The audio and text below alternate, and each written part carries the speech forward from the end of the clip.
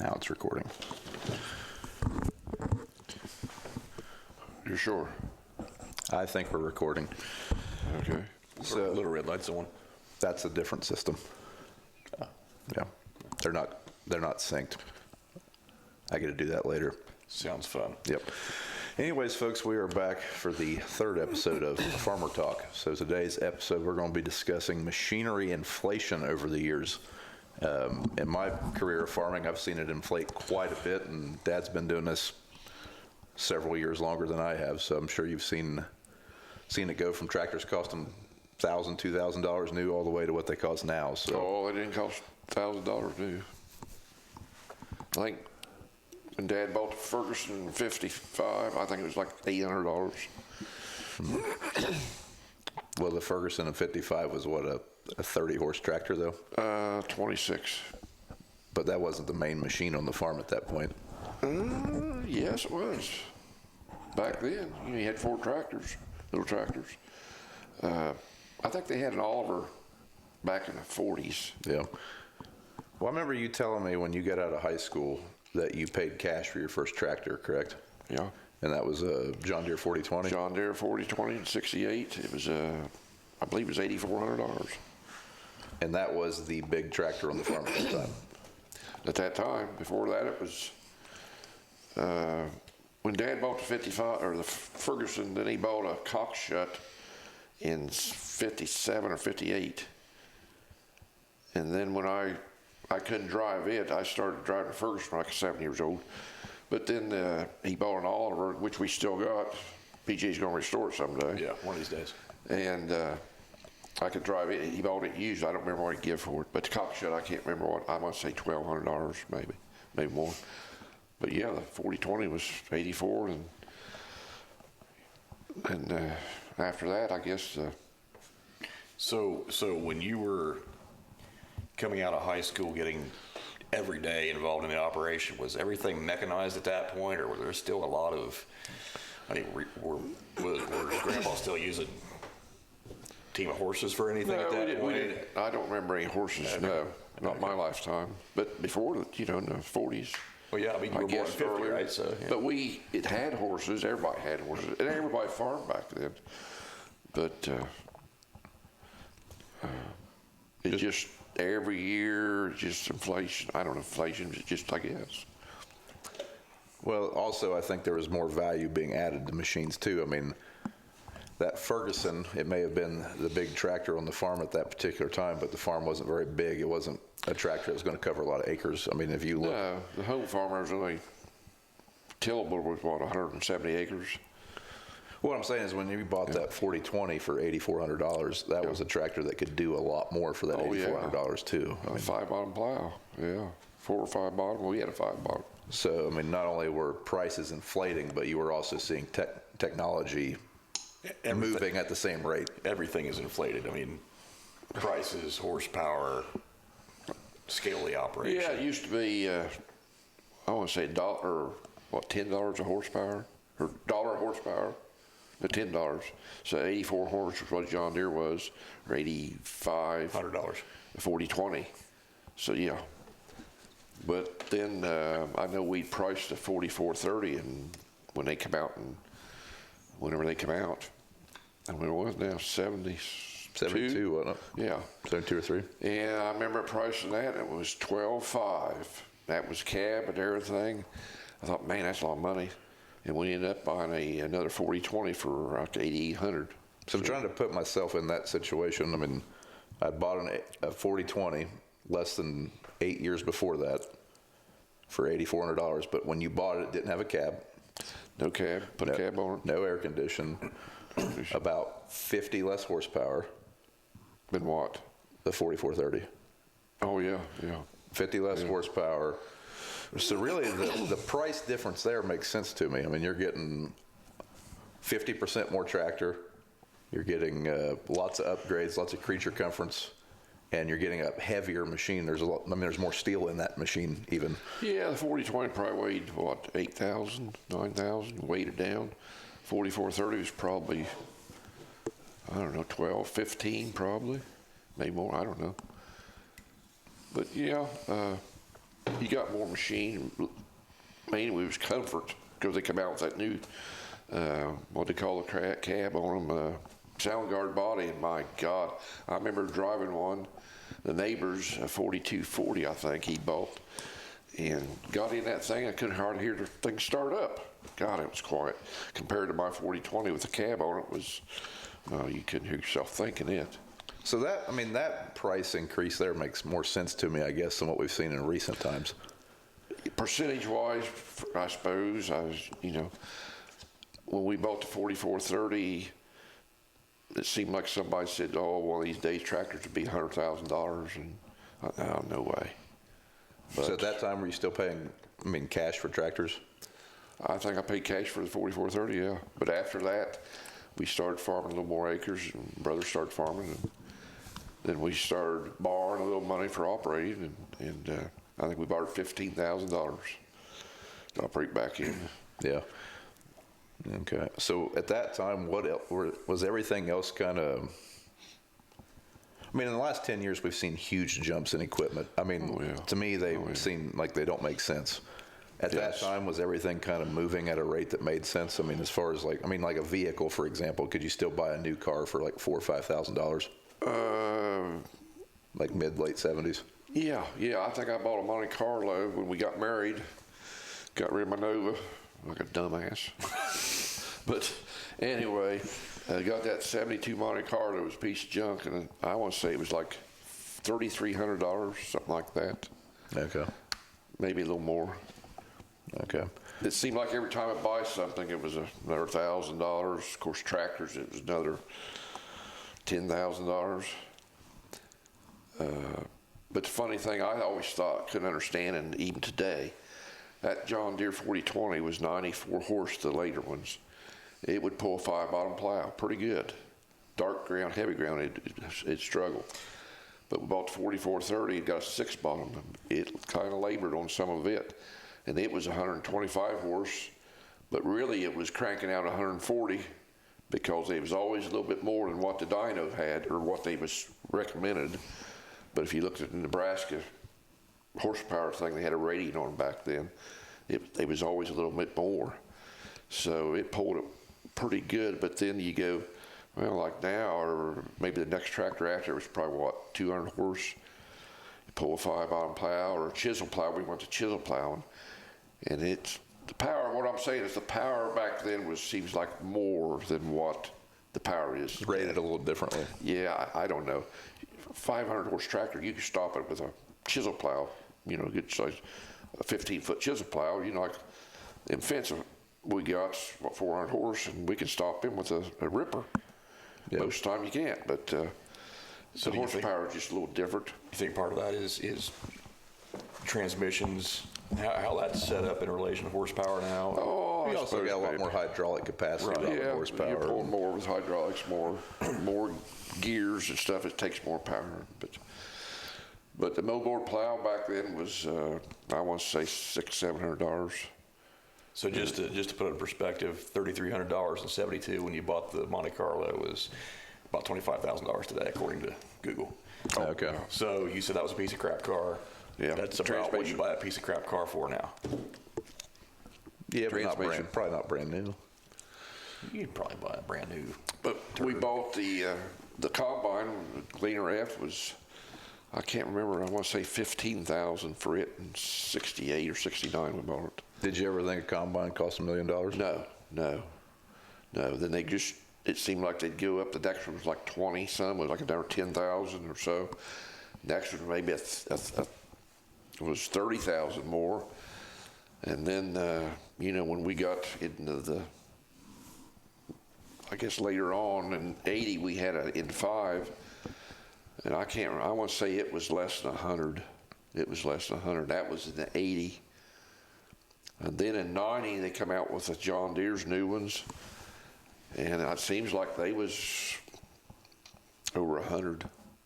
I don't remember what they paid. Well, let's talk about, I remember that 4430, I think there's a picture of me as a child sitting on the step of it. Yeah. So you had that machine right up to you traded it for an 8300, didn't you? Yes, yeah. So that machine was $12,000 roughly, right around that neighborhood. Was that 8,300? Was it 100 grand? Or was it in the 80s? I want to say it was the 80s, I think. So that was more than doubled, probably tripled. So in 20 years, basically, Yeah. you probably, about 20-year spread there probably. I mean, from mid-70s to early 90s. Yeah. Then it used to be, they kind of said there for a while, they would say horsepower, so much for horsepower, then it was $1 a pound. You know, 15,000 pound tractor like 4430 is $15,000. Well, now they're 60,000 pound and they're, what, 3 times that or 4 times. Yeah. Now, the 8,300, you only had it a year, right? I had a couple years, and they come out with the IVT 7920. No, you had the 8,400 after the 8,300. Remember, you and John both bought matching 8,400s. Yeah, that's right. Yeah. So yeah. what do you remember? Then I traded it off for the Do you remember what the price difference was between that 83 and 84? I mean, that was a short window I there. will say it's probably $20,000. I guess I could probably go back and look it up, but I'm thinking probably. So that was a $47,000 tractor. It was probably $10,000 more for the tractor plus the trade wear on it. I will say this: we could probably sell that tractor for what you paid for Well, it. yeah, we still Uncle John's. And, yeah, I seen one the other day was God $150,000 or $60,000. I don't think we get that out of ours, but Not without some work. Some cosmetic issues. yeah. Well, low hours, and It is low hours. 3,300 hours, and the biggest thing now is pre-def, pre-emissions, all this stuff now. Yeah. That's made a big difference. I guess it's kind of mind blowing to me that the tractor you bought new in the 70s, you ran 20 years, and that tractor still runs today. It does not. It does not.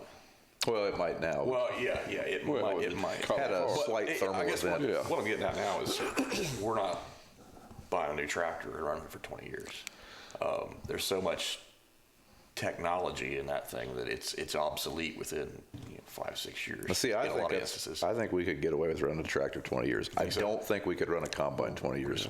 No, the Cost combine might fall effectively. apart. But, we bought an 8430 in 76, which was the first articulated John Deere.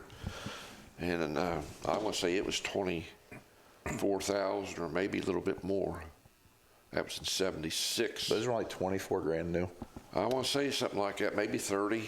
That was 175 horse, I think it was. Then we started chisel plowing, one way from mobile plowing then. And we run that tractor for a long time. And We traded it for the 8960, didn't you? no. We got rid of it for. I know John had a Ford in there someplace.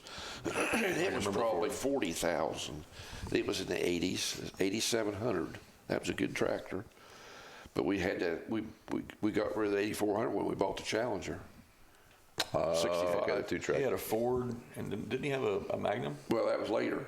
But the Challenger, I can't remember what it was. I want to say it was 130 or 40,000. And we kept it, 2 years, 3 years. Went to buy a 75. They come out with a bigger one. Yeah. And I know the John Deere 8960 had a big Cummins 400 horse, and the cat was like 3 1/4, maybe a little more, and 350. And the John Deere was like $50,000 cheaper. Okay. So that was in That's what the last time John Deere was 90s. cheaper. That was early 90s. Yeah. Yeah, it was the last time John Deere was the cheaper option, I bet. What, do you remember what that 7920 cost? I remember trying to drive the 8400 when I was a kid, but the 7920 was the first tractor I drove a lot. I drove that thing on the grain cart a lot. It was IVT. No, I can't remember. I want to say it was 160 maybe back then. I don't know. I guess we should have looked up before we did this. I don't know if I could find any records of that. Probably. Probably could, because I think that tractor was an 03 or 04. And it was an 04, I'm almost positive. Oh, okay, 2000. Yeah, probably so. Yeah. And once again, you and John both bought matching ones. So you traded your 8400 for They were yours. 90s, 96 and 97s. Yeah, but I mean, Yeah. you both had a 7920. No. Yeah, you he did. No. The heck you didn't, because I planted beans with it for 3 years after he retired. I can show you the pictures. Okay, maybe it did. He bush hogged with it and planted beans with it. We bought And he back. left the 8400 on the drill for probably 10 years to plant wheat.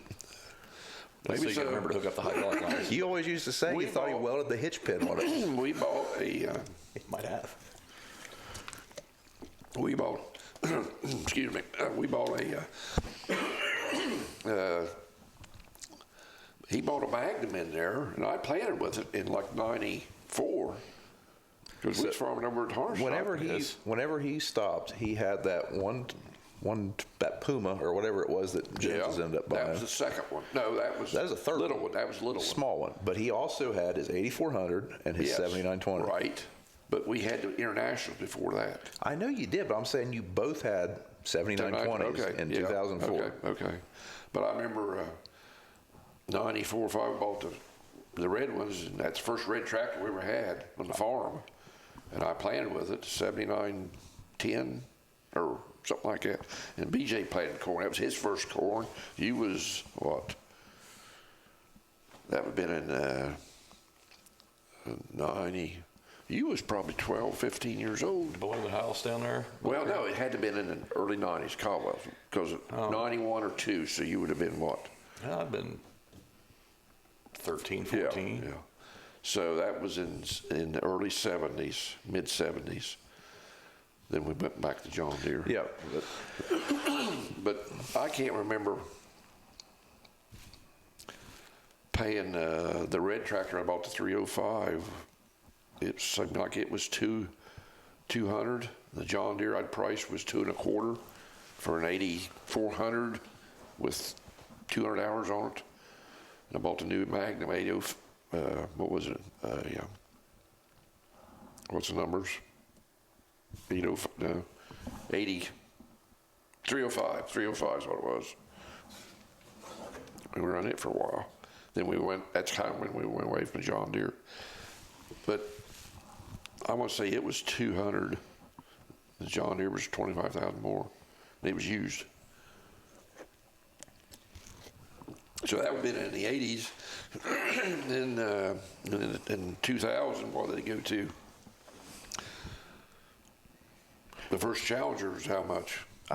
before that though, I remember when you had a 305 Magnum, we were trying to get rid of the 7920. We were trying to trade that tractor off, and I remember, I want to say that Magnum, it was a demo machine, and it was 150 grand.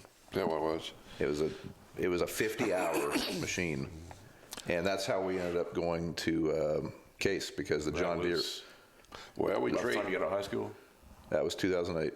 The John Deere, a used John Deere 8330, I believe it was at the time, was like another $10,000 or $15,000 or something like that. Now go back to the combines. I remember when we bought the first John Deere in '92 or '93. Went from a Gleaner to John Deere. But we bought the 95 or 9,500-year-old. And back then we got to use a year. And we went to start going to Brown Implement.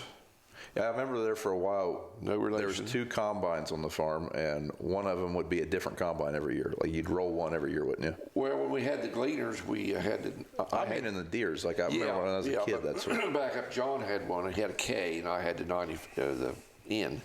I bought a new, or year-old 9,500. I want to say it was a little less than 100,000. But anyway, then 2 years I rolled it, shaded. Then we got to where we was rolling them every year.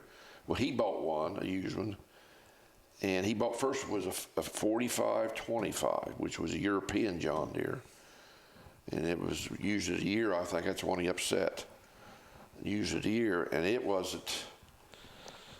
It was pretty cheap. I don't remember the name, but it was cheap. It was cheaper than a 4400 combine or 6600 back then. But anyway, then what we got doing, we bought a new one, kept the used one, the old one. Then the next year, So you just trading a 2-year-old combine. we traded a 2-year combine. We always had one new one and rolled them. Started out 12.5 the first time we rolled it. Then it went to 15. Then the next time it went to 20. Then it went 25. And when it got to 30, we quit. Rolled them. It wasn't feasible for us to roll them. Yeah. So that's when we, I don't know, I bought a first John Deere rotor, 9650. When they come out, and I probably kept it, 3-4 years. Do you remember what a combine cost back then, though? Oh, man, I don't know. I want to say getting close to 200 back in, maybe. If it's that much, I don't know. They was, A rotor machine was 200 grand then? nah, I don't think it was that much, 170, 60. You know, the crazy thing is corn prices really aren't much different than they were then. Well, back then, they was $3 corn and We $8 sold beans. some $3 corn Well, last fall. yeah, it wasn't, probably wasn't $3 probably. Now, one thing that is a lot different is, I mean, the prices have went up quite a bit, but also our average production has trended up that whole time too. I mean, I think we've seen a lot of huge increases in technology, making these equipment purchases go up, like as far as price. But I think our farming practices and our seed genetics have also kind of went up with them a little bit. But it seems to me like equipment companies know that, and they kind of, sometimes it seems like they take advantage of those details. And our cost per acre, machinery costs has went up per. I feel like it's the thing that has went up That's what's way went up, more than it should and have. we haven't kept up. To keep it down, you got to have more acres, and we don't have that. So it's to the point now that Maybe we just ought to go back to 8400s and 9660s. be okay, man. I don't think these guys like that. I think they would have auto steer. Hell yeah, we'd have auto steer. You Work put day, auto steer in work day and 8400. night. Work day and night. So one thing that makes no sense to me, I mean, kind of going through some of that history, I mean, some of those increases, they make sense. I mean, for what you're getting. But what doesn't make sense to me, like the combine, when we bought that Gleaner, for example, we bought that combine in 2020, took delivery of it in 21. Fast forward a year later, we priced trading our Kloss combine that we still had, our older Kloss machine, for a new Gleaner. And there was like a $40,000 price increase in 1 year. For what? I mean, what was the benefit? There's nothing that's changed on that combine. Hell, there's nothing that's changed on the T-Series Gleaner combine to justify 40 grand. I bet it went up 40 grand. probably And I'm not more than just picking on Gleaner. It's that way with Always every across the board, manufacturer. everybody. Yep. You know, the one we bought to fit, that first one we priced was an older one, a year older, and it was a lot cheaper. But, you know, it goes inflation, I guess, and everything's higher. But are you getting more for the money? I don't know. It's the two biggest things I could see when we bought the 9500 back then, the computer, it wasn't computerized like it is today. We could work on it. We could work on it. We didn't have to call the dealer, come out and fix it, put a laptop on it. That's the only way they can fix it nowadays. So we could work on it. So that cost made our cost per acre a little cheaper than what it would be today. Of course, now we try to keep it under warranty. So man, today coming out, I like it. I ain't gonna say what it cost to fix that. 100 people, we couldn't get it working. What was wrong? It cost for the dealer to come out and see what was wrong with it. They call that stupid tax, Dad. Yeah, we found out there was a fuse that we didn't know existed. It cost $1,400 fuse. Yeah. Everybody knew where it was at, but anyway. We'll you know things better like next that. time. Oh yeah. But We're $1,400 wiser. but first thing you do now, call the dealer. I'll tell you one thing that's went up in price in like the previous 10 years to me, sprayers, even in the previous 5 years, just doesn't, I haven't seen the advances and leaps in technology to me that justify the price increases that we've seen. Like I understand the cost of living is higher now than it was 10 years ago, but our Oxbow sprayer, if we were to replace that with an identical Oxbow sprayer, it's probably $200,000 more than it was when we bought that one. Yeah, but what gets me is like the floater. The floater is almost as much as a sprayer anymore. What is there? You got an engine, you got a rear end, transmission, tires, and a bed on the back and a cab. Well, see, that's how I feel about tractors. So- a tractor has the same systems as a floater, as a sprayer, as a combine, as any other machine, except those other machines have other systems on them and more bearings and more specialty purposes, but yet a tractor costs as much or more than a lot of those machines, which to me makes no sense. To me, the floaters should be the cheapest because there's not that much to It's the it. most basic piece of equipment. Yes, yeah. What do you, where do you think it ends? Do you think it's going to keep trending up? I don't know. I guess. I hope not, but it's got to break someplace. More drones, probably. The smaller equipment they're talking. Maybe. I don't know. Yeah, I don't know. Machinery cost is ever going to stop. No. It's going to be, we'll make adjustments to how we do things. So here's my theory. I think instead of an operation having $1 million combine or a 5, 6, 7, hell, now you can even get $1 million tractor. I think that agriculture eventually will start trending either by government force or just how it's going to be. I think you're going to see more robotic machines, and it'll be like lawnmowers, like robotic lawnmowers. They're not very big, but there's a fleet of them out there. And I think as technology advances and as things move forward, that's how things are going to. I think instead of buying a big tractor, you're going to buy a fleet of little tractors. Kind of the same concept with a drone. If you were going to replace a sprayer with a drone, a drone setup's less than 40 grand, but you would need 5 or 6 of those to really replace a sprayer and be productive. And then you would also need 5 or 6 people running them is the downfall. I think if you had a robotic network of little tractors, it'd probably be in a geofence and you would probably turn them loose and then just babysit them dangling things all day. I don't look forward to that, but I think that's eventually how it'll be. Yeah. Something along those lines. Yeah. You're probably not far off. Yeah, probably so. Somehow it will still cost us hundreds of thousands of dollars. And it will make no sense why, but it'll be. We'll still have to have somebody with a laptop come plug into it when they break. It'll be great, and it'll be late. Yes. Well, you know, back in the mid-'90s when we went to no-till, we thought, and I think everybody thought the same thing, we was getting tractors like 225 horse tractor, a big tractor back then, or maybe a four-wheel drive was 300, had the big tractor. Well, then we went to no-till. Well, it don't take much to pull that drill. Well, then we found out, well, you're going to get a bigger drill, farm more acres, get a bigger drill. Then now we're coming to vertical tillage. So we're right back in the same boat. We're getting bigger and bigger, more horsepower to cover them acres, to no-till. Yeah. So, I think a lot of it's... You were talking about $15 a horsepower, and I thought $1,000 a horsepower is kind of where we'd hang out for a while, and that lasted one lease cycle. And I think now a new tractor is $1,500 a horsepower. So I don't know. It's kind of wild. And like you say, tractors are trending up. I mean, our smallest tractor that gets used a lot is 380 horsepower. So Yeah, and I know putting the fence we got now are the Challengers beside the 4020. the 8400 even. Even the 8400, I thought that 8400 was a big tractor compared to the 4020. That fence, my God, it's a giant. Then you get the big articulators now, or quad tracks, or whatever you want to call. They're huge. Now, one thing I will say, we still have that 84 or that 4020 that he bought brand new in 1969. I doubt that I or my kid's first tractor will ever be still here. I don't think it'll be usable, and I don't think we'll have it. And I don't think we'll be able to afford to keep it. Is the main reason. So, well, that was today's topic, folks. I don't know what we're going to talk about next Sunday, but I'm sure we'll find something to talk about. If you got any suggestions, let us know. This podcast is available on YouTube. For right now, it's just on the Brian's Farming Videos YouTube channel. It's also available under Working Words under any podcast platform. So if you like listening to them in the car, check out the podcast platforms. If you like watching them, check out the YouTube page. But thanks for tuning in, and we will see you guys next week.